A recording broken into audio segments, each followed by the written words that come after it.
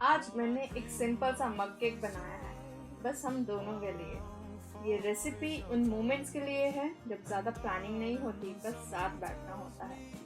एक मग, कुछ basic ingredients और सॉफ्ट वार्म केक। पोर्शन बिल्कुल परफेक्ट होता है, ना ज़्यादा ना वेस्ट। फ्रेश बना हुआ मग केक छोटी सी स्वीट ब्रेक को स्पेशल बना देता है।